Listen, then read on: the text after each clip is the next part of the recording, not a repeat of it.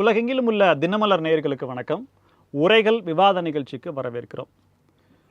தெருவில் நிற்கும் மதுப்பிரியர்கள், டாஸ்மாக் என்றாலே தள்ளாடும் அரசு. தலைப்பு சற்றே சிந்திக்க தூண்டும், திரும்ப கேட்கும் தூண்டும் விதமாக இருந்தாலும் மிகவும் ஒரு பொறுப்புணர்வுள்ள தலைப்பாக நம்ம பார்க்குறோம். கிட்டத்தட்ட 30க்கும் மேற்பட்ட துறைகள் அரசின் கீழ் நிர்வகித்து வரப்பட்டாலும் இந்த மதுவிலக்கு மற்றும் ஆயத்தீர்வை துறையின் கீழ் இருக்கக்கூடிய டாஸ்மாக் நிர்வாகம் அப்படிங்கிறது பல்வேறு குளறுபடிகள், கேள்விகள், பொது நலன் சார்ந்த பல விஷயங்கள் இருக்குது. ஒரு 3 விஷயங்கள் இதில் உள்ளடக்கி இருக்குது. அதாவது அமைச்சர் டாஸ்மார்க்கிலிருந்து கிடைக்கக்கூடிய வருமானம் குறையும் பட்சத்தில் அதற்கான மாற்று ஏற்பாடு செய்யப்படும் சொல்லி சொல்கிறாரு. கிட்டத்தட்ட 2000க்கும் மேற்பட்ட கடைகளை அனுமதி மறுபடியும் புதுப்பிக்கக்கூடாதுன்ற உத்தரவு நீதிமன்றத்திலிருந்து வருது. இப்போது பல விஷயங்கள் பேசி கொண்டிருக்கும்போது இந்த உத்தரவுகள் செயல்படுத்தப்பட்டால் மது பிரியர்கள் அந்த டாஸ்மாக் கடைகளில் இருந்து மதுவை வாங்கிட்டு குடிக்கிறதுக்கு இடம் இல்லாமல் ரோட்டில் நின்று குடிக்கிறாங்கன்ற கம்ப்ளைண்ட் ரைஸ் ஆகுது. எப்படி சரி பண்ண போகிறோம் அப்படின்ற விவாத நிகழ்ச்சியை நம்ம இன்றைக்கி 2 விருந்தினர்களோடு சிறப்பிக்க இருக்கிறோம்.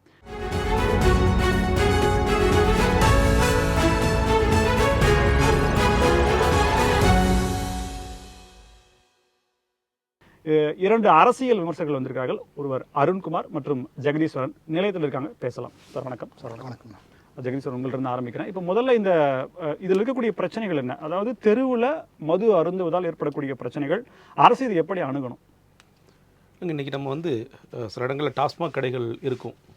டாஸ்மாக் கடைகள் இருந்து பாருமே இருக்கும். பட் அதையும் தாண்டி சில பேர் வெளியே நின்று குடிச்சிட்டு இருக்கிற சில காட்சிகள்லாம் பார்க்கலாம். சில இடங்களில் கடைகள் இருக்காது, ஓப்பன் கிரவுண்டில் நின்று குடிப்பாங்க, அதெல்லாம் பார்த்துட்ருக்கோம். பல நேரங்கள் என்ன கேட்டிங்கன்னா, இந்த டாஸ்மாக் கடைகளுக்கு பக்கத்தில் கோயில்கள் இருக்கும், தேவாலயங்கள் இருக்கும், இது ஒரு பக்கம், பள்ளிக்கூடங்கள் இருக்கும், கல்லூரிகள் இருக்கும், இதுவும் இருக்கும். இன்னொன்று நம்ம பஸ் ஸ்டாண்ட்ஸ் பக்கத்துலலாம் இந்த டாஸ்மாக் கடைகள்லாம் பார்க்கலாம். ஸோ அப்போ வர பொதுமக்களுக்கு ஒரு பெரிய இடையூறு. ஃபஸ்ட்டு ஒரு முகச்சொலிப்பு, எதுவுமே அவங்க பண்ணாமல் குடிச்சிட்டு இருந்தாலும் என்னடா ஓப்பனாக இன்னும் பப்ளிக் பிளேஸில் குடிச்சிட்டு இருக்காங்களே அப்படிங்கிற ஒரு முகச்சொலிப்பு. இன்னும் சில பேர் மதுப்பிரியர்கள், அது குடிமகன்கள் போகிற வரவங்களை சீண்டி பார்க்குற வேலைகளும். நமக்கு குடித்தாலே நமக்கு ஏதோ ஒரு பெரிய வீரம் வந்ததாக ஒரு மனப்பான்மை ஒன்று இருக்கும். அதை வச்சுட்டு போகிற வரவங்களை வம்பிழுக்கிறது, மிக குறிப்பாக பெண்களை சீண்டுதல், இந்த மாதிரியான சில விஷயங்களும் பண்ணக்கூடிய வாய்ப்புகளும் இருக்கின்றது. அதையும் தாண்டி ஆக்சிடென்ட்ஸ் ஆகுறதுக்கும் இது மிக முக்கியமான காரணமாக இருக்கிறது. குடிச்சிட்டு வண்டி ஓட்டிகிட்டு போய் சில நேரங்களில் காவல்துறை பிடிப்பாங்க, சில நேரங்களில் பிடிக்க மாட்டாங்க. அப்படி போகும் பொழுது விபத்துகள் ஏற்பட்டு அவங்க அடிபடுறதோ இல்லை சில நேரம் இறந்து போகிற சில சம்பவங்களும் நம்ம பார்க்கின்றோம். இது எல்லாமே தொடர்ச்சியாக நடக்குது. இப்போது இந்த தலைப்பை எடுக்கிறோம்னாலே நமக்கு ஒரு ஸ்பேஸ் கிடைச்சிருக்கு அப்படின்றத நான் முதற்கட்ட பார்வையாகிறேன். என்ன அப்படின்னா, இவ்வளவு நாட்களாக இதை சரி பண்ணுறதுக்கான முயற்சிகள் இல்லாமல் இது இப்படித்தான், இதை சகித்துக்கொள்வது எப்படின்ற நம்ம மனப்பான்மையில் தான் நம்ம இருந்தோம். ஆனால் இப்போ என்னென்னா, இதை நிறுத்தக்கூடிய, தடை செய்யக்கூடிய, வேண்டாம் என்று சொல்லக்கூடிய ஒரு அரசு வந்திருக்கு. ஆனால் அவங்க இம்ப்ளிமெண்ட் பண்ணும்போது அதில் சில பிரச்சனைகள் வருது அப்படிங்கிறத நம்ம கண்கூடாக பார்க்க முடியுது. இப்போ கடைகள் மூடுறதுனால வருமானத்தை பற்றி அமைச்சர் செங்கோட்டையனே பேசுகிறாரு. அவ்வளவு அதிமுக்கியமான, அவ்வளவு பட்ஜெட்டில் பெரிய துண்டு, ஜமக்காலம், பெட்ஷீட் விழுற அளவுக்கான வருமானம் இதில் வருதா? மொத்தமே நான் 60,000 கோடிக்குள்ளே தான் இருக்குன்னு நினைக்கிறேன். இப்போ அதில் ஒரு 2000 கடை மூடுறாங்க அப்படின்னா அதிலிருந்து வரக்கூடிய வருமானத்தை ஈடு செய்யறதுக்கு சரியான நிர்வாகம் போதுமே அப்படின்ற ஒரு எண்ணம். இல்லை, கண்டிப்பாக நிர்வாகம் போதும். இது என்னன்னு கேட்டிங்கன்னா, இது முக்கியமான வருவாயை கவர்மெண்ட் பார்க்குறாங்க. நீங்கள் ஒரு பக்கம் பத்திரப்பதிவு துறையிலேருந்து வருவாய் வர்றதை பார்க்குறோம். நம்ம பட்ஜெட் போடும் பொழுது டிவிஷன்ஸில் பார்த்தீங்கன்னா வருவாய்ங்கிறது முக்கியம். நேரடி வருவாய், மறைமுக வருவாய்ங்கிறது, ஜிஎஸ்டிலேருந்து எவ்வளோ நமக்கு வருது அப்படிங்கிறது. அதை தாண்டி டாஸ்மாக் வருவாயும் முக்கிய வருவாயாக கவர்மெண்ட் பார்க்குறாங்க. தொடர்ச்சியாக அதில் வர்ற வருவாய். இன்னொரு பக்கம் இதுவரைக்கும் அரசியல் கட்சிகள் இதை இதில் மறைமுக வருவாயும் நிறைய பார்த்துட்டு இருந்தாங்க அப்படிங்கிறது இருக்குது. நீங்கள் ரொம்பலாம் வேண்டாம். திரு பிடிஆர் அவர்கள் அமைச்சரான பிறகு, ஃபினான்ஸ் மினிஸ்டர் அவர், தெர் இஸ் 50% லீக்கேஜ் டாஸ்மாக்னு சொல்லி சொன்னார்.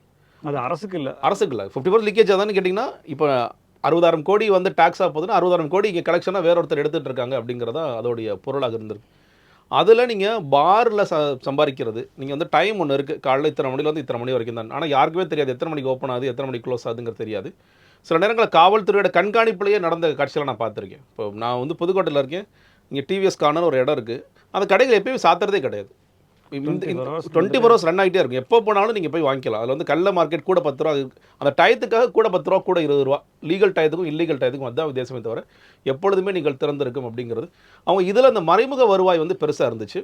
லோக்கலில் இருக்கிற எம்எல்ஏஸ்க்கு, மினிஸ்டர்ஸுக்கு நீங்கள் இந்த பாட்டிலில் கிடைக்கிற வருவாய், இந்த பாரில் எடுக்கிற வருவாய், இந்த சைட் டிஷ்ஷஸில் வாங்குகிற வருவாய், போலி சரக்கு கணக்கிலே வராமல் நீங்கள் நேரடியாக வரும். நீங்கள் இப்போ ஒரு 4 கேஸ் வருதுன்னா 2 கேஸ் கணக்கில் வரும், 2 கேஸ் கணக்கிலே வராமல். ஏன்னா நீங்கள் பாரில் வச்சு விற்கிற அந்த பாட்டில்ஸ்லாம் பார்த்தீங்கன்னா கணக்கிலே வராமல் வர்ற வருவாய் தான். இதெல்லாம் அவங்களுக்கு பெருசாக ஹெல்ப்ஃபுல்லாக இருந்துச்சு. இப்போ இந்த அரசாங்கம் வந்த பிறகு ஒரு சிக்கல் என்னன்னு கேட்டிங்கன்னா, இவங்களே சொன்னாங்க, இன்னும் சொல்லப்போனால் இந்த ஆட்சி வருவதற்கு பல காரணங்கள். ஒன்று டாஸ்மாகும், விஜய் அவர்கள் பாடும்பொழுது ₹10 பாட்டிலுக்கு வாங்குறாங்க அப்படின்னு சொல்லி பாட்டுலாம் பாடினார். இந்த ஆட்சி வந்த பிறகும் சில இடங்களை தொடருதுன்னு கம்ப்ளைண்ட்ஸும் இருக்குது. இப்போ அவங்களே என்ன சொல்கிறாங்க, ₹10 வந்து எங்களுக்கு குடோனுக்கு தேவைப்படுது, ஸ்டோரேஜுக்கு தேவைப்படுது, எலக்ட்ரிக் பில் கட்ட தேவைப்படுது அப்படிங்கிற சில நியாயமான காரிக்கோரிகள் இருக்கிறாங்க. சில இடங்களில் ₹10 ₹20 மாறி இருக்கு அப்படிங்கிற சில செய்திகளும் நம்ம பார்க்குது. இன்னொரு பக்கம் இந்த பாரோடைய உரிமத்தை இன்னைக்கு வந்து முடியுது, கிட்டத்தட்ட நூற்றுக்கணக்கான பார்களுக்கு உரிமம் முடியுது. இந்த உரிமத்தை புதுப்பிக்கல அப்படின்னா நாங்கள் மூடுவோம், நாங்கள் வந்து கடைகளே டாஸ்மாக் கடைகளே மூடுவோம்னு சொல்லிட்டு அந்த பார் உரிமையாளர்கள் ஒரு பக்கம் அவங்களும் போர்க்கொடி உயர்த்தி நம்ம பார்த்துட்டு தான் இருக்கோம். அருண்குமார், இப்போ என்னன்னா இது ஒரு பிரச்சனை, இது மிகப்பெரிய பிரச்சனை, சரி பண்ணணும்னு சொல்லி மக்களும் விரும்புறாங்க, அரசும் அதுக்கு முனைப்பு காட்டுது. ஆனா பிரச்சனையை சரி பண்றதுக்கான டிசைன் நம்மளால செய்ய முடியல. ஏன்? அதாவது கடந்த ஒரு 20 வருஷங்களாக தமிழக அரசு ரன் ஆகணும்னா அதுக்கு டாஸ்மாக்லேருந்து வருமானம் வந்தால் தான் ரன் ஆகும்ட்டு ஒரு போலி பிம்பத்தை உருவாக்கி வச்சுட்டாங்க. அதுதான் உண்மை. ஏன்னா மதிப்புக்குரிய ஜெயலலிதா அம்மையார் வந்து இந்த டெண்டர்லாம் வந்து சிண்டிகேட் போட்டு அரசாங்கத்துக்கு வருவாய் போட்டுன்னு சொல்லிட்டு டாஸ்மாக் ஆரம்பிக்கிறாங்க. எப்படி நம்ம ரேஷன் பண்ணுறோமோ அந்த மாதிரி டாஸ்மாகில். ஆனால் டாஸ்மாகில் எப்படிலாம் சம்பாதிக்கணுன்ற வித்தியை வந்து அரசியல்வாதிகள் கற்றுக்கிட்டு பாட்டிலேருந்து அட்டையிலேருந்து மிகப்பெரிய ஒரு லாபி இருக்குது. ஓகேங்களா? குடிமகன்கள் குடிக்கிறது வந்து ஒரு கௌரவ சின்னம், குடிக்கலைன்னா அவன் மனுஷனே கிடையாது அப்படின்ற ஒரு விஷயங்கள் வந்து திரைப்படங்கள் மூலமாக ஊடகங்கள் மூலமாக பதியப்பட்டு அதிகாலை 4 மணிக்கிலேருந்து ரோட்டில் நிற்கிற காட்சி நம்ம பார்த்துருக்கோம். 24 மணி நேரமும் ஒயின் ஷாப்புகள் வந்து திறந்திருக்கும். 10 மணிக்கு மேலே குடிமகன்கள் சாராயம் வாங்கினா அவனுக்கு சைட் டிஷ்ஷு ஃப்ரீன்னு சொல்லி அரசுக்கு தெரிஞ்சு போலீஸ் அதிகாரத்திலே ஒயின் ஷாப்புகள் நடந்த வரலாறு இங்கே உண்டு. மக்கள் வந்து ஆட்சி மாற்றத்துக்கு ஒரு மிகப்பெரிய பங்கு வந்து இந்த ஒயின் ஷாப்பு தான். ஏன்னா அதனால் நடப்பட்ட பாலியல் குற்றங்கள், சட்ட விரோதங்கள், அது ஒரு மிகப்பெரிய பங்களிப்பு. அப்போது கடந்த திராவிட ஆட்சிகளை மீறி விஜய் அவர்கள் முதலமைச்சரானதுக்கு ஒரு மிகப்பெரிய காரணம். ஆகவே அவருக்கு ஓட்டு போட்டதுக்கு நியாயமாக அவர் ஆட்சி பொறுப்பேற்றவுடனே 710 கடைகளில் மூடினார். அதுக்கு நம்ம வந்து அவருக்கு ஒரு நன்றியை தான் தெரிவிச்சுக்கிறோம். சரிங்களா? இன்றைக்கி ஒரு மிகப்பெரிய விஷயத்தை அவர் என்ன சாதிச்சார்னா, எங்கேயுமே எனக்கு தெரிந்து 195% இடங்களில் சட்டவிரோதமாக மது விற்பனை கிடையாது. அதுவே ஒரு மிகப்பெரிய சாதனை தான். ஏன்னா ஒரு இளைஞர் படப்பையில சிலரை வந்து நான் அதான் 195% சொல்லிட்டேன். மீது 5% அங்கொன்றும் இங்கொன்றுமாக இருக்கும். 195, அதாவது கடந்த ஆட்சிகளில் 199% வந்து திருடுத்தனமாக மது விற்கப்பட்டது. அது தான் உங்களுடைய ஊடகங்களே எத்தனையோ ஊடகங்களில் வெளில வந்தது. அதை நிறுத்தினதே பெரிய விஷயம் தான். ஏன்னா காலையில் ஒரு 8 மணிக்கு ஒருத்தன் வீட்டை விட்டு வேலைக்கு கிளம்புறான்னா அவன் வேலைக்கு போகாமல் ஒயின் ஷாப்பில் குடிச்சிட்டு படுத்த வரலாறு தான் இங்கே இருக்குது. இளைஞர் சக்தியை பெருமளவில் வீழ வச்சதில் வந்து டாஸ்மாக் வந்து ஒரு மிகப்பெரிய பங்கு இருக்குது. அதே போல் கடந்த ஆட்சியில் வந்து கடந்த ஆட்சி இறுதியில் தான் பார்களுக்கு வந்து அனுமதி கொடுக்கப்பட்டது. அதனால நீங்கள் தெரிஞ்சுங்க. அதுக்கு முன்னாடி வந்து கோர்ட்டில் வழக்கு நிலுவையில் இருந்தது. ஓகேங்களா? ஒரு 4 வருடமாக திமுக ஆட்சியில் ஒரு 4 வருடமாக குடிமகன்களில் வந்து தெருவில் நின்று குடிக்கிறாங்க. ஏன்னா அவன் என்ன சொன்னான், அவன் என்ன நியாயப்படுத்தினா, நான் வீட்டில் போய் குடிக்க முடியாது. சரிங்களா? அதனால் வாங்கிட்டு நான் இங்கே குடிக்கிறேன்னு அவன் விஷயத்தை நியாயப்படுத்தினான். சரிங்களா? அதுக்கப்புறம் தான் பார்களுக்கு அனுமதி கொடுக்கப்பட்டது. சரிங்களா? அப்போது அரசு ஏன் அதை சகித்து கொண்டது? ஏன்னா பெண்கள் வந்து பெருமளவு வந்து நிறைய பேர் வந்து எங்களை பாலியல் சீனில் இருக்குது, ரோட்டில் போனால் போக முடியல, எவ்வளோ குற்றங்கள் வந்தாலும் அரசு ஏன் அதை சகித்து கொண்டது என்றால் வருமானத்தில் பெரும்பகுதி டாஸ்மாக்லேருந்து வருது. அப்போ அதுக்கு ஒரு மாற்று பெரும்பகுதி டிஜிட்டே தெரியுது சார். 60,000 கோடி இல்லை இன்னைக்கு வரையும் வந்து நாங்கள் கூட 2-3 கட்டமைக்கிறோம். ஒயின் ஷாப் ஆர்ப்பாட்டம் பண்ணும்போது நீங்கள் ஒரு வெள்ளை அறிக்கை கொடுங்க. அதாவது எல்லாத்துக்குமே ஒரு அறிக்கை இருக்கும். இந்த பொருளை இவ்வளோக்கு அரசு வாங்குது, இந்த பொருளை இவ்வளோக்கு விற்குது, இதில் இவ்வளோ டாக்ஸ் வருமானம் வருது. இன்னைக்கு வரையும் டாஸ்மாகில் கொடுத்ததே கிடையாது. எவ்வளோக்கு பர்ச்சேஸ் பண்ணுறாங்க, எவ்வளோக்கு விற்கிறாங்க, எவ்வளோ அரசுக்கு வருமானம். நம்ம சொல்கிற அந்த 50,000 60,000 தோராயமாக தான். அது லட்சம் கோடிகளாகவும் இருக்கலாம். இதுவரை வரல. அதை விஜய் அதை வெளியிட்டாலே அவருக்கு மிகப்பெரிய வெற்றின்ற நான் மதிப்பு முதல்வர் அவர்கள் அதை வெளியிட்டாலே மிகப்பெரிய வெற்றி. இல்ல இப்பதான் கேஸ்க்கு ₹10 அது அரசு கஜானாக்கு கொண்டு வந்திருக்காங்க. அது வந்திருக்கு. ₹10 பார்ட்டி ஃபண்டா போகுது இல்லையா? அது வந்து டைவர்ட் பண்ணி அதுவுமே நிறைய இடத்துல வரல. அதுக்கு வந்து அண்ணன் சொன்ன மாதிரி இப்போ டாஸ்மாக் ஊழியர் சங்கம் தெளிவாக சொல்லிட்டாங்க, ஏன்னா வாடகை வந்து நாங்கள் தான் கொடுக்குறோம். சரிங்களா? அரசு கொடுக்கறதில்ல. கரண்ட் பில் நாங்கள் தான் கட்டுறோம், லோடு இறக்க நாங்கள் தான் காசு கொடுக்குறோம். சரிங்களா? அட்டை வைக்க குடோனுக்கு நாங்கள் தான். முதல்ல தப்பு இல்லை சார். அரசு ஒரு நிர்வாகத்தை பண்ணுது, ஒரு கடையை வாடகைக்கு எடுத்து ஒரு பொருளை விற்குது. நீங்க மதுன்றது விடுங்க, ஒரு பொருளை விற்குது. இப்ப என்னன்னா டிஏபிசிஎம்எஸ்ல அந்த கூட்டுறவு பண்டக சாலையெல்லாம் இருக்கு, அதெல்லாம் எப்படி பண்றாங்க? அதாவது இது கொடுக்குறப்ப அது அரசு கொடுக்கணும்ல, அதுக்கான செலவுக்கான நிதியை அரசு தானே கொடுக்கணும், லாபத்துல இருந்து அரசு தானே கொடுக்கணும். கண்டிப்பா கொடுக்கணும். இது தவறு எங்க இருந்து வருது? விஜய் அவர்கள் பொறுப்பேற்று நான் 50 நாட்டில் நம்ம இது கேள்வி கேட்ட விஷயம். கடந்த 20 வருடங்களாக பழக்கப்பட்ட ஒரு விஷயத்தை, அதாவது இப்போ டாஸ்மாக் ஊழியர் கூட அந்த ₹10 கேட்கும்போது வந்து குற்ற உணர்ச்சியே இல்லை. நல்லா தெரிஞ்சுங்க. அரசு தெளிவாக சொல்லுது ₹10 எக்ஸ்ட்ரா வாங்கக்கூடாது, எம்ஆர்பி எக்ஸ்ட்ரா விற்கக்கூடாதுன்னு தெளிவாக சொல்கிறாங்க. ஆனால் அதை வாங்கும்போது அவங்கள்ட்ட குற்ற உணர்ச்சி இல்லை. எத்தனை வீடியோக்கள் ₹20 ₹10 எக்ஸ்ட்ரா கேட்டு வந்தாலும் அதையும் தடுக்க முடியல. ஏன்னா அந்த வருமானத்தை நம்பி அரசு பழக்கப்பட்டு விட்டது. அதுக்கு அடுத்த ஸ்டேஜ் என்னது? பத்திரப்பதிவு துறையாக இருக்கட்டும், கனிம வளமாக இருக்கட்டும், அதுக்கான மாற்று தேடல்கள் இப்போ தான் இறங்கியிருக்காங்க. எத்தனையோ டெண்டரில் வந்து வேலை அதிகமாக கோட் பண்ண டெண்டர் வந்து ஓகே பண்ணதெல்லாம் இப்போ தான் ரத்து செஞ்சுருக்காங்க. அப்போ அதுக்கான மாற்று வழிகளை இப்போ தான் தேடிட்டு இருக்காங்க. அதாவது இன்றைக்கி வந்து இளைஞர் சக்தியில் மிகப்பெரிய சக்தி தமிழகத்துக்கு இருக்குது. ஓகேங்களா? அந்த இளைஞர் சக்தி எப்படி பெரிய அளவு வீணாக்கப்படுதுன்னா மதுவினால தான். இன்றைக்கி ஒரு அடிப்படை வேலைகளுக்கு வந்து தமிழகத்தில் ஆளே கிடையாது. காரணம் குடி குடி குடி. அந்த குடியை மக்கள்கிட்ட பதிய வச்சதில் திராவிட அரசுகள் ஒரு மிகப்பெரிய பங்காற்றினால மாற்று கருத்தே கிடையாது. மாற்று வருமானம் தேடாமல் இலவசம் இலவசம் இலவசம் சொல்லிட்டு அந்த இலவசத்துக்கான வருமானத்தை வந்து கடன் வாங்குறது மூலமாகவும் ஒயின் ஷாப் மூலமாக தேடினதுக்கான விஷயம் தான் இது. அப்போ இப்போ இன்னைக்கு முதல்வர் அந்த குடிக்கக்கூடிய மதுபானம் விடுதி பார் அந்த வசதிக்கான டெண்டர் கொடுக்குறாங்க, லைசன்ஸ் கொடுக்குறாங்க. அது ஒன்று மட்டுமே இல்லை, அது நிறைய லைசன்ஸ் வாங்க வேண்டியதாக இருக்குது. கட்டிட உரிமை வாங்கணும், சிஎம்டிஏ வாங்கணும், அதுபோக தீயணைப்பு துறையில் வாங்கணும், காவல்துறையிட்ட அனுமதி வாங்கணும், அதுபோக அவன் லைசன்ஸ் தனியாக எடுக்கணும், அங்கே நீட் கிளீனாக இருக்கணும், உணவு பண்டங்களுக்கான எஃப்எஸ்ஐ இவ்வளோ இருக்குது சார். இப்போ என்னன்னா நீதிமன்றத்தினுடைய அந்த ஆணையின் மூலமாக கிட்டத்தட்ட ஒரு 2000க்கும் மேற்பட்ட கடைகளுக்கான ரெனியூவலை இப்போ இவங்க கொடுக்கக்கூடாதுன்னு சொல்லியிருக்காங்க. அரசுமே வெளிப்படையாக சொல்லிருச்சு அவங்க மூடுறதை தவிர, அதாவது பாரை மூடுறதை தவிர வேற வழி இல்லை. இப்போ இந்த பாரை மட்டும் மூடுறதுனால பிரச்சனை வேற மாதிரி ஸ்டார்ட் ஆகுது. அவங்க ரோட்டில் நின்று குடிக்கிறது, எல்லாம் வாங்கிட்டு போய் வேற பொது இடங்களில் அருந்துறது, எங்கேயாவது மறைவான இடங்கள் பாலத்துக்கடியிலன்ற மாதிரி புது பிரச்சனை ஸ்டார்ட் ஆகுது. இல்லை இது புது பிரச்சனை. அதுதான் நான் சொன்னேன், சென்ற ஆட்சி கடைசியில் தான் பார்களுக்கான உரிமையே கொடுக்கப்பட்டது. 3 மாசம் ஆல்ரெடி கேன்சல் ஆயிடுச்சு. அதனால வந்து இது வந்து புது விஷயம் கிடையாது. ஏற்கனவே காவல்துறையில் பழக்கப்பட்ட விஷயம் தான் இது. ஓகேங்களா? ஏற்கனவே தமிழ்நாட்டில் 4000க்கும் மேற்பட்ட மதுக்கடைகள் இருந்தது. இப்போ 700 சில்லற மதுக்கடையில் அவங்க மூடி இருக்காங்க. அரசுக்கும் காவல்துறைக்கும் இது பழக்கப்பட்ட ஒன்று தான். சரிங்களா? புதுசாக இப்போ தான் இந்த ஒரு வருடமாக தான் இந்த பார் இருக்குது. அது மாதிரி ரோட்டில் நின்று தான் குடிச்சிட்டு இருந்தாங்க. அதை எப்படி கட்டுப்படுத்தணும்னு காவல்துறை கண்டிப்பாக தெரியும். சரிங்களா? அப்போ என்ன பிரச்சனை இருந்ததுன்னா லோக்கல் பாடியோட பிரச்சனை அங்கே இருக்கும். ஒயின் ஷாப்பு வந்து அந்த இடத்துல யாராவது லீகலாக அந்த கான்ட்ராக்ட்லாம் எடுத்து வச்சுருப்பாங்க, பக்கத்தில் ஒரு கடை மாதிரி வச்சுருப்பாங்க, அந்த பாட்டில் அந்த அட்டை எடுக்கிறதுலாம் இருந்து அவங்களோட தலையீடு இருக்கும். யாரையும் நீங்கள் பிடிக்க முடியாது. சரிங்களா? அங்கே ரோட்டில் நிற்கிறவன போலீஸ் நல்லா பெட்ரோல் வாங்கணும் அப்படி தான் போகும். ஆனால் அவனை அடித்து துரத்த மாட்டாங்க. ஏன்னு கேட்டிங்கன்னா அங்கே அவனுக்கு லோக்கல் பிரச்சனை இருக்கும். சரிங்களா? அப்போ அதை மீறி எந்த ஒரு அரசியல்வாதிகளும் இதில் தலையிடக்கூடாதுன்னு ஒரு பெரிய ஒரு சட்டத்தை கொடுத்தாலே, யாரெல்லாம் சாலையிலேருந்து மருந்து அருந்துறாங்களோ அவங்களுக்குலாம் நீதிமன்றம் மூலம் தண்டனை கொடுத்தாலே பெருமளவு குறைஞ்சிரும். ஒரு பெரிய விஷயமே இல்லை. இப்போது ரோட்டில் நின்று தான் தண்ணி அடிக்கணும், அவனுக்கு என்ன பிரச்சனை இருக்குது? ஓகேங்களா? மறைவான இடத்துக்கு போய் தண்ணி அடிக்க ஏன் தண்ணி அடிக்கிறான்? அதனால தான் சட்ட விரோதம் வருது. இப்போ அரசுனால கண்ட்ரோல் பண்ண முடியும். கண்டிப்பாக பெரிய விஷயமே கிடையாதுங்க. எங்க ஸ்காட்லாந்துக்கு நிகரான போலீஸ் தமிழ் போலீஸ்ன்றாங்க. ரோட்டில் நின்று சாராயம் குடிக்கிறவனை கட்டுப்படுத்த முடியாது தமிழ்நாட்டு போலீஸால். இது ஒரு பெரிய விஷயம் கிடையாது. பெரிய விஷயமே கிடையாது. பெரிய பிரச்சனை. ஒரு 2 நாள் குடிக்கிறவனை ஜெயிலில் தூக்கி போடுங்க, ஆட்டோமேட்டிக்காக வந்துடுவான். வருவாய் இழப்பு வந்து அரசு தான். ஏன்னா இன்றைக்கி வந்து தமிழ்நாடு ஜிடிபியில் எந்த அளவு இருக்குன்னு உங்களுக்கு நல்லா தெரியும். குஜராத்து அடுத்து தமிழ்நாடு தான் ஒரு மிகப்பெரிய வருவாய் பங்களிப்பை வந்து இந்தியாவுக்கு கொடுக்குது. உங்கள் எல்லாருக்குமே தெரியும். ஓகேவா? அதனால் வந்து நமக்கு ரெவென்யூலாம் ஒரு பெரிய மேட்டரே கிடையாது. அந்த ரெவென்யூவில் ஊழல் எவ்வளோ நடந்தது? ஓகேங்களா? இப்போ பத்திரத்துறை அமைச்சர் மூர்த்திலாம் அவ்வளோ சம்பாதிச்சான்னு சொல்லிட்டு ஊடகங்களில் வருது. சரிங்களா? ஓகேங்களா? 50 லட்சம் 50,000 கோடி 1 லட்சம் கோடின்றாங்க. அதே மாதிரி டாஸ்மாகில் செந்தில் பாலாஜி 50,000 கோடி 1 லட்சம் கோடின்றாங்க. அந்த நம்மளோட பட்ஜெட்டை எவ்வளோ வருஷத்துக்கு நம்மளோட பட்ஜெட் எவ்வளோ தாக்கல் பண்ணுறோம்? அதில் பெரும் பகுதியே இவர்கள் ஊழல் செய்தார்கள் என்று ஊடகங்கள் ஆதாரப்பூர்வமாக சொல்லியிருக்கு. அந்த ஊழலை கட்டுப்படுத்தி அந்த அமௌண்ட் உள்ளே வந்தாலே டாஸ்மாக் நமக்கு தேவையில்லையே. ஒரு மிகப்பெரிய பொற்கால ஆட்சி கொடுத்த காமராஜர் டாஸ்மாக் வச்சு நடத்தினாரு. காமராஜர் தான் ஒரு மிகப்பெரிய பொற்கால ஆட்சியை இந்தியாவில் கொடுத்தாரு. ஒரு மிகப்பெரிய முன்னோடின்னு நம்ம அவரை தான் புகழ்கிறோம். அவருக்குமே டாஸ்மாக் கிடையாது. ஓகேங்களா? அப்போ விஜயே கொள்கை தலைவரை காமராஜர் வச்சிருக்காரு. அந்த கொள்கைப்படி நடந்து டாஸ்மாகை முற்றும் ஒழிப்பாருன்னு நான் நம்புறேன். ஜெகதீஷன், இப்போ இது வந்து பணம் ஒரு பெரிய பிரச்சனையா இல்லை. அமைச்சர் செங்கோட்டையன் சொல்றது போல இதற்கான மாற்று வரவுகளை மேல அடுத்த துறைகளில் நம்ம பார்ப்போம்னு சொல்லி அவர் சொல்ற அளவுக்கான ஒரு இம்பார்ட்டன்டான விஷயம் இல்லை நீங்க நினைக்கிறீங்களா?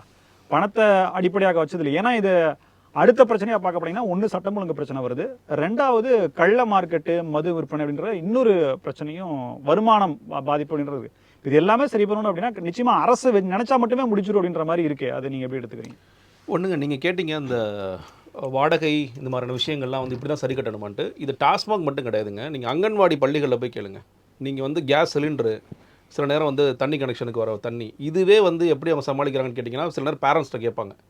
இதை கொடுக்க வேண்டிய மாநகராட்சி இதை கொடுக்காது. இது மட்டும் இல்லை, நீங்கள் சில நேரம் பார்ப்பீங்க ஈபிக்கு வந்து கடன் வைப்பாங்க மாநகராட்சி, கோடிக்கணக்கில் கடன் வச்சுருப்பாங்க. என்ன இவ்வளோ கடன் வச்சுருப்பீங்கன்னா இந்த மாநகராட்சி பில்டிங்க்கு கட்ட வேண்டிய ஈபியை கட்ட மாட்டாங்க, ஈபி காஸ்ட்டை கட்ட மாட்டாங்க. ஸோ இதில் ஒரு பெரிய சிக்கல் இருக்குது. இது வந்து யார் கட்டுறது, இது இந்த காஸ்ட்டை யார் எடுத்துக்கிறது அப்படிங்கிறதுல ஒரு பெரிய தெளிவில்லை. அது வந்து எல்லா இடமும் இருக்குது. இப்போ இன்னொன்று, நீங்கள் வந்து பார்ஸை க்ளோஸ் பண்ணால் வீதிகளில், இது ஆக்சுவலாக வந்து ஒரு ரிஃபார்ம். நீங்கள் வந்து பெரிய சீர்திருத்தம். நீங்கள் ஓவராலாக மது குடிக்கிறத குறைக்கணும். நீங்கள் என்ன கேட்குறீங்க? அப்போனா வீட்டுக்கு போய் தானே குடிக்கணும், அதுதான் பண்ணணும், ஒரு வழியே இல்லை. நீ வாங்கிட்டு போய் வீட்டுக்கு போய் குடி. வீட்டுக்கு போய் அதில் ஒரு சிக்கல் என்ன இருக்குன்னா, இது வீட்டில் வேறு வன்முறை ஆகிடக்கூடாதுன்னு நம்ம பார்க்குறோம். பட் ஆனால் வீட்டுக்கு போய் குடிக்கிறது நம்ம சங்கடமாக இருக்கும், வீட்டுக்கு போகக்கூடாதுன்னு இருப்பாங்கல்ல, அப்போ குடிக்காமல் இரு. அதுதான் இதுக்கான தீர்வு. ஆக்சுவலாக வந்து இது என்னால வீட்டுக்கு போய் குடிக்க முடியலன்னு சொல்லி ரோட்ல நின்று குடிக்கிறாங்கிறது வந்து அது அதை விட சீர்கேடு. சீர்கேடு தான். ஆனால் அதுதான் போலீஸ் அந்த இடத்துல போலீஸோட ரோல்.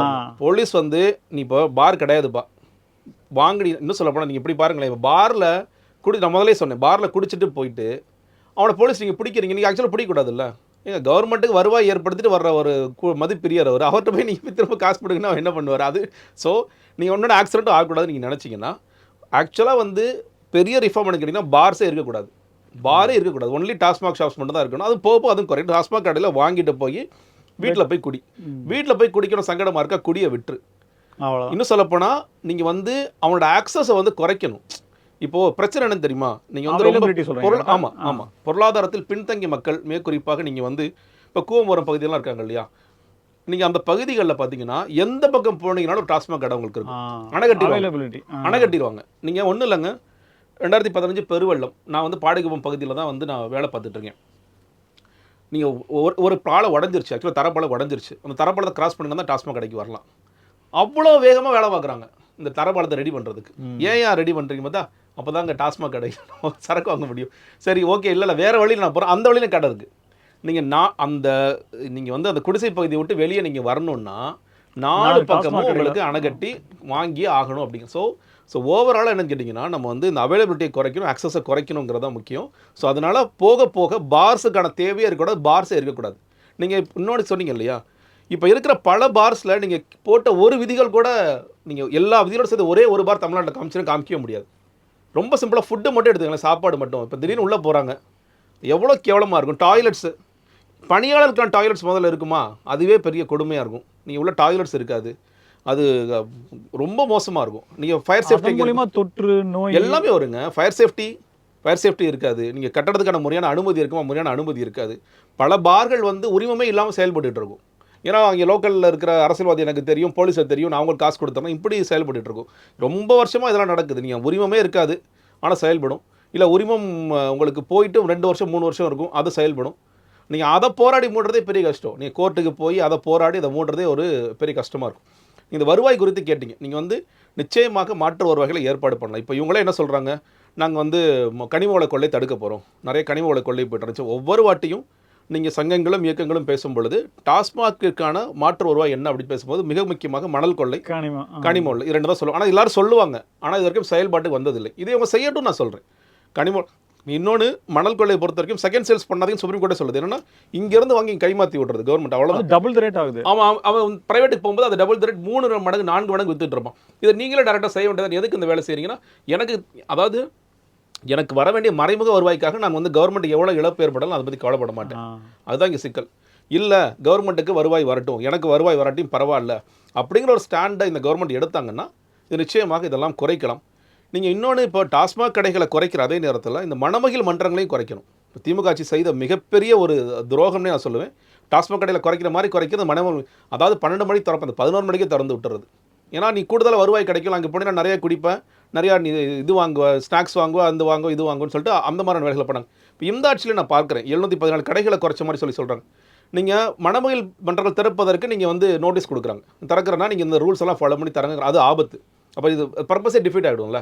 இப்போ இன்னொன்று என்ன பண்ணாங்கன்னா, திமுக ஆட்சியில் கடைகளை குறைப்பாங்க, புது புது பிராண்டை கொண்டு வருவாங்க. செந்தில் பாலாஜி அவர் இதில் ரொம்ப சிறப்பாக செயல்பட நிறைய பிராண்ட்ஸை உள்ளே கொண்டு வந்திருப்பார், அந்த மாதிரி பிராண்டை கொடுப்பாங்க. இன்னொன்று, எந்த இடத்துல கடையை மூடிருப்பாங்கன்னு கேட்டிங்கன்னா, அந்த இடத்துல ஒரு 3 கடை இருக்குது. ஸோ ஒரு கடையை நான் எடுத்துருவேன். ஸோ விச் மீன்ஸ் சேல்ஸ் அப்படியே தான் இருக்கும், சேல்ஸில் பெரிய மாறுபாடெல்லாம் இருக்காது. இந்த கடையில் பெரிய வருவாய் இழப்பும் அதெல்லாம் ஒன்றுமே நடந்திருக்காது. இப்போ இந்த கடைக்கு போகிற பதிலாக இந்த கடையில் போய் வாங்கிக்கலாம் அப்படிங்கிறது இருக்கும். அப்போ ஏரியாலே ஒரே ஏரியாவில் 2 3 கடை 4 கடை இப்படிலாம் இருக்கிற கதைகள்லாம் இருக்குது. அந்த மாதிரி இல்லாமல் நீங்கள் இந்த 717 நிப்பாட்டாமல் படிப்படியாக வருஷம் இவ்வளோ கடைகளை குறைப்போம் அப்படிங்கிறத நோக்கி போனீங்கன்னா தான் அது பூரண மதுவிலக்கு நோக்கி போகணும். இன்னொன்று, நீங்கள் வந்து அவங்கள மீட்பதற்கான நிறைய சிகிச்சை மையங்களையும் உருவாக்க வேண்டிய அவசியம் இருக்குது. சில நேரங்கள் இப்போ என்னென்னா ஒரு மாதிரி நோயாளிகள் மாதிரி ஆகிட்டாங்க, மது நோயாளிகள் மாதிரி. காலையில் 7 மணிக்கெலாம் கை நடுக்க ஆரம்பிச்சு நம்ம 7 மணிலேருந்தே கடையில் நிற்கிற காட்சிகளாக நம்ம பார்த்துட்டு இருக்கோம். அவர்களை மீட்பதற்கான வேலைகளையும் நம்ம வந்து செய்ய வேண்டிய அவசியம் இருக்கிறது. நீதிமன்ற உத்தரவு 2000 கடைகளுக்கான அந்த உரிமத்தை நீங்கள் புதுப்பிக்க கூடாது, சரியான படிக்கான சர்டிஃபிகேட் இருந்தால் மட்டும்தான் சொல்லி நீதிமன்ற உத்தரவு, அதை இம்ப்ளிமெண்ட் பண்ணுறாங்க அரசு. இப்போ இம்ப்ளிமெண்ட் பண்ணாங்கன்னா அதனுடைய பேக் ஃபேர் என்னவா இருக்கும், அதனுடைய பின்விளைவுகள் வேற மாதிரி. 2700 கடைகளே வந்து பெரிய இஷ்யூ ஆச்சு. இப்போ 2000 கடைகள்லாம் கிட்டத்தட்ட 3 மடங்கு அதை விட. நிச்சயமா ஒரு 1/3 காலி ஆயிடும். அப்போ இது காலங்காலமாக இந்த கள்ளச்சாராயம் பெருகிற ஒரு மிகப்பெரிய வழியாக இருக்கும். கள்ளச்சந்தையில் மது இருப்பதுனா ஒரு மிகப்பெரிய வழியாக இருக்கும். அது ஆக்சுவலாக இப்போ ஒரு 200 ரூபாய்க்கு ஒரு சாராயம் ஒன்று விற்கிறாங்கன்னா, இது போல் விஷயங்கள் இம்ப்ளிமெண்ட் ஆகும்போது எங்கே அது கிடைக்கலையோ அது வந்து 400 ரூபாய்க்கு விற்கிற வரலாறுலாம் இங்கே உண்டு. ஏன்னா கொரோனா காலில் நீங்கள் பார்த்துருப்பீங்க, சாராயம் தான் மிகப்பெரிய விலைக்கு விற்றுது.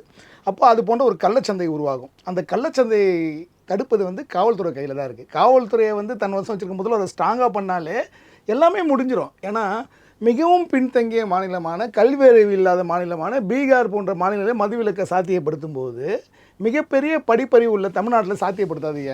ஏன் சாத்தியப்படுத்தினா ஒரே காரணம், அரசியல்வாதிகள் கையில் மது ஆலைகள் வந்து ஒரு மிகப்பெரிய விஷயம். ஏன்னா உங்கள் எல்லாருக்குமே தெரியும், எந்த ஒரு மிகப்பெரிய மது ஆலையாக இருந்தாலும், அது மிடாஸாக இருந்தாலும் எதுவாக இருந்தாலும் அதன் பின்புலத்தில் ஒரு மிகப்பெரிய ஒரு அரசியல்வாதி இருந்தாங்க. ஆகவே அவங்களோட தங்கள் சுய லாபத்துக்காக சாராயம் விற்று அவனுடைய கட்டாயத்தில் அவங்க இருந்தாங்க. அதனால தான் டாஸ்மாக் போன்ற விஷயங்கள் எந்த தவறுகள் நடந்தாலும், ஏன்னா நீங்கள் இந்த கொரோனா டைமில் டாஸ்மாக்குக்கெல்லாம் காவல் போடப்பட்டவங்க எல்லாருக்குமே தெரியும். மிக அத்தியாவசியமான பணிகளுக்கு காவல்துறை பயன்படுத்தாமல் நின்று காவல்துறை பயன்படுத்தின வரலாறு உண்டு. அங்கே போய் யாராவது 3 நாள் சண்டை போட்டால் அவர்களை தான் காவல்துறை கைது செய்ததை தவிர அவர்களை கைது செய்யலை. ஏன்னா வருமானத்தில் ஒரு மிகப்பெரிய பங்களிப்பு அதை பார்க்கப்பட்டது. அதன் லாபங்கள் வந்து அரசியல்வாதிகளுக்கு சென்றது. அதுதான் ஒரு மிகப்பெரிய விஷயம். இப்போ வந்து இந்த ஆட்சியில் வந்து இது 2 விஷயத்தை பண்ணாங்க. ஜாதி, மதம், பணம் எதுவுமே கிடையாது, ஒரே முகம். விஜய்க்காக ஓட்டு போட்டு விஜய் அவர்களை தேர்ந்தெடுத்தாங்க. எந்த ஒரு அரசியல் பின்புணம் இல்லாமல் எளியவர்கள், ஓகே, அரசியல்னா என்னன்னு தெரியாதவங்க, நிர்வாகம்னா என்னன்னு தெரியாதவங்க, ஊழல் இது மூலம் எப்படி சம்பாதிக்கணும்னு தெரியாதவங்க வந்து இப்போ அமர்ந்திருக்காங்க. எம்எல்ஏக்கெல்லாம் அமர்ந்திருக்கலாம், அமைச்சலாக இருக்காங்க. அவர்களுக்கு அதிகாரிகள் சரியான முறையில் வழிகாட்டி அந்த அதிகாரிகள் சரியான முறையில் முதல் கட்டுப்படுத்தினாலே ஒரு மிகப்பெரிய சமுதாய மாற்றத்தை கொண்டு வர முடியும். ஓகேங்களா? ஏன்னா இன்னைக்கு இங்கே தமிழகத்தில் பெண்களும் மது குடிக்கிறது ரொம்ப சாதாரணமாயிடுச்சு. கீழே நின்று நீங்கள் எல்லாமே பார்த்துருப்பீங்க. ஓகேவா? அது வந்து ஒரு தவறுனே சொல்லலை. கடந்த ஆட்சி காலத்தில் மது குடிப்பது தவறுன்னு யாருமே சொல்லலை. பேச்சளவில் சொன்னாலுமே அவர்களுக்கு பாதுகாப்பு தான் வழங்கப்பட்டது. கள்ளச்சாராயத்தில் இறந்தவர்கள் 10 லட்சம் வழங்கி கௌரவித்த அரசு நம்ம அரசு. நல்லா தெரிஞ்சுக்கங்க. கள்ளச்சாராயம் குடிச்சு சத்துன்னு 10 லட்சம் கொடுத்து, ஏன்னா குடிக்கிறது வந்து நியாயப்படுத்த மாதிரி ஆச்சு. அதனால் அந்த மக்கள் மனசுல இருந்து அந்த ஒரு விஷயத்தை அகற்றணும். ஓகேங்களா? 2000 கடை 3னா மகிழ்ச்சி தான். எனக்கு தெரிஞ்சு பின்கோடுக்கு ஒரு கடை இருந்தாலே மகிழ்ச்சி தான். ஓகேங்களா? அவளுக்கு நிறைய பேர் வெக்கப்பட்டு வெளியில் நின்று மது வாங்கணும்னு நினச்சி நிறைய பேர் மது குடிக்காமல் இருப்பான்.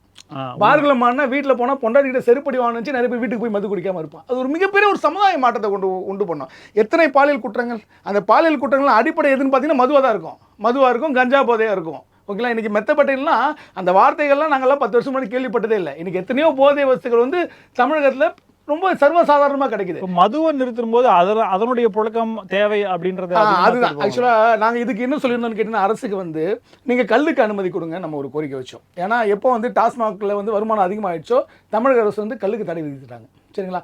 அதுக்கு என்ன சொன்னாங்கன்னா, கல்லுக்கு அனுமதி கொடுத்தா அதில் கலப்படம் கலந்துறாங்க சொன்னாங்க. அப்போ அதுக்கு மாற்று ஏற்பாடுகள். சரிங்களா? முதல்ல வந்து இந்த பான் மசாலா, குட்காலாம் கடைகளை விற்பாங்க, அது மிகப்பெரிய அளவில் தடை பண்ணாங்க. ரைட்? அதை எப்படி சாதிச்சது அரசு? பான் மசாலா, குட்கா விற்கிறத எப்படி தடை செஞ்சது அரசு? 1 வருஷம் ரிமாண்டு. ஒரு பெட்டி கடைக்காரன் நீங்கள் ஒரு ஹான்ஸ் விற்றா 1 வருஷம் ரிமாண்டு. ஓகேங்களா? அந்த சட்டத்தை வாங்கி இது அவங்களால பண்ண முடிய மாட்டேங்குது. ஏன்னா இதில் வருமானம் அதிகம். சரிங்களா? அப்போ அதை சாதிக்க முடிந்த அரசால் இதை ஏன் சாதிக்க முடியும்? கண்டிப்பாக சாதிக்க முடியும். சரிங்களா? ஒரு ஆன்ஸ் பாக்கெட்டை தடை செய்த அரசால் ஏன் மதுவை தடை செய்ய கண்டிப்பாக பண்ண முடியும். அப்போ அப்போ எல்லாம் என்ன சொன்னாங்கன்னா, நிறைய பேர் என்ன சொன்னாங்க, நாங்கள் உடல் வலிக்காக குடிக்கிறோம், எங்களுக்கு மிக சோர்வாக இருக்கும், அதுக்காக நாங்கள் எல்லாம் நியாயப்படுத்துறது எல்லாமே இப்படி தான் நியாயப்படுத்துவான். சரிங்களா? அப்போ நிறைய பேர் குடி கடுமையாகும் போது டாக்டரை போய் பார்த்து மருந்து குடி என்ன சொல்லுவோம், நாங்கள் ஆன்ஸ்னா ஒரு நாளைக்கு எங்களுக்கு 50 ரூபா செலவோட போகிறோம் ஏன்ட்டு நாங்கள் சொன்னது. களத்தில் நாங்கள் இருக்கும்போது அது உதட்டு உள்ள வச்சுப்பான், அப்படியே ஒரு கிரின்னு இருக்கும், நாங்கள் அப்படியே வேலை செஞ்சுருவோம். ஓகேவா? அப்போ அது முடியலன்னு அடுத்து நாங்கள் தடை பண்ணி மதுவுக்கு போயிட்டோம். இப்போ மதுவோட கஞ்சா விலை கம்மியாயிடுச்சு. கஞ்சா புழக்கம் தமிழகத்தில் பழகிற மிகப்பெரிய காரணமே வந்து 200 ரூபாய்க்கு கொடுத்தால்தான் மது கிடைக்கும், ஆனால் 50 ரூபாய்க்கு ஒரு கஞ்சா புடலை கிடைக்கும், அதோட கொஞ்சம் செலவு அதிகமாக பண்ணால் மெத்தப்படைன் கிடைக்கும்னு சொல்லி தான் போதைக்கு தமிழகம் அடிமையாச்சு. சரிங்களா? ஏன்னா 20 வருஷம் முன்னாடி மெத்தப்படைன் இவ்வளோ சர்வசாதாரணமாக இருந்ததா? கஞ்சா இவ்வளோ சர்வசாதாரணமாக இருந்ததா? இவ்வளோ பாலியல் பரத்துக்காரங்கள் இருந்ததா? எங்கே ஒன்று, அதாவது பாலியல் பரத்து எங்கே ஒன்று அங்கே ஒன்று நடக்கும், மனுஷன் என்னைக்கு தோணும் அன்றைக்கி நடக்கும். ஆனால் இந்த குற்றத்துக்கு பெருளவு ஊக்கியாக இருந்தது இந்த மது பழக்கம், கஞ்சா பழக்கம் தான். அதை நோக்கி முதல்வர் தன் பார்வையை கண்டிப்பாக செலுத்தியிருக்காரு. இன்னும் தீவிரமாக இதை கட்டுப்படுத்தினா இந்தியாவிலே ஒரு மிகச்சிறந்த முதல்வராக எப்படி காமராஜர் போற்றப்படுகிறாரோ அதுக்கு போல கண்டிப்பாக திரு ஜோசப் விஜய் போற்றப்படுவார். ஜெகதீஸ்வரன், இப்போ என்னன்னா இதில் இருக்கக்கூடிய பிரச்சனைகளை சரி செய்யணும்னு போனோம்னா அதுக்கு அதே அரசியல்வாதிகளுடைய பின்புலம், அவங்க வந்து ஸ்டேஷனில் பேசுறது, பஞ்சாயத்து பண்ணுறது, விட்டுருங்க பார்த்துக்கலான்ற மாதிரி சொல்லி காவல்துறையை முழுமையாக செயல்பட விடாமல் இந்த பிரச்சனையை முழுமையாக ஒரு ஃபுல் ஸ்டாப் வைக்கிற மாதிரியான செயலுக்கு போகாமல் இருக்கு. இப்போ இதில் இந்த ஆட்சியில் அது அந்த பிரச்சனை இருக்காதுன்னு நீங்கள் நினைக்கிறீங்களா? இல்லைங்க, அந்த மாதிரி அவங்க வாக்குறுதி கொடுக்குறாங்க. நாங்கள் வந்து பொலிட்டிக்கல் இது எதுவுமே இருக்காது, இன்ஃப்ளூயன்சஸ் எதுவுமே இருக்காது. இன்னும் சொல்லப்போனால் தகவலாக தான் இந்த கட்சியில் ஆரம்பத்தில் தகவல் கட்சி தான்.